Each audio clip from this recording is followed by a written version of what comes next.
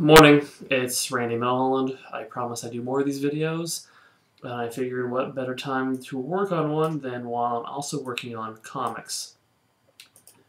One of the other questions I get, not a lot, but I get it a few times a year at conventions or an email is, do I ever take reader submissions, like for guest writers or guest artists? And the answer is no, I don't. I also don't take reader ideas for comics or storylines. In fact, usually when I get an email that says, hey, I have a great idea for a story and you should do this, my reaction is I reply and say, well, thank you, but I don't do that. I don't use reader ideas. Pete Abrams, when I first met him years ago, told me about how he wouldn't even read the full email. He would just immediately reply and say thanks, but I don't take submissions. And part of the reason is he wants to make sure they know that's not going to happen. And plus, it just dresses in case something, you don't want to read the email and accidentally have the idea in your head later. Yeah, I know I say a lot. Okay, I get it.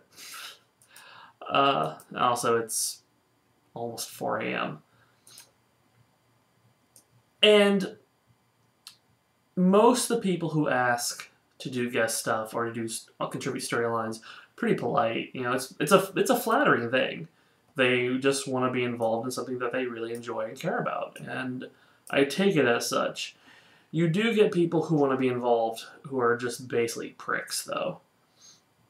And those people are usually the ones who they're just convinced that, well, your comic might be successful and I make a living off mine, despite what some idiots might think. You know, despite the fact that you might be making a living off your work or whatever, they're the magic key that's going to make you super successful, and you just need their art or their writing style. And those emails always have some type of insult, like, well, your stuff's okay, but your art could be so much better, or, you know, your comic is great, but it's just missing something, and that's good writing, and let me show you some samples of mine. Usually it's college kids. Sorry, it's true. And, sorry, I'm also working. My reaction is to that is I always ignore it. I just delete it, I just say the point. Or if I do feel like indulging it, I might say, well, if your stuff is so amazing, why aren't you doing your own comic? Why do you want to jump in on mine? And I had one person ever really respond to that, and he responded very honestly. You're successful, why should I have to work towards my own success when I can just jump on yours? Appreciated the honesty, but, well, you may have noticed that no one else has ever drawn my comic. At least not beyond guest strips. The weirdest one I ever received, and it might be one of the weirdest emails I've ever received, was, oh god, 2003. Yeah, it was 2003. In fact, it was November of 2003. I did a storyline where Mike, yes, it started November 30th, 2003. It's called Game Night. Mike has been booted out of his group of friends, and Branwyn has basically bugged Davin into running games for Mike, because it's her cousin. She feels bad for him. He's having a hard time. And, of course, all the games go horribly wrong, and Mike gets more upset, and eventually it comes out that he has a crush on PG, but the main thing is Mike was being his very antisocial self, which was common for the character at the time.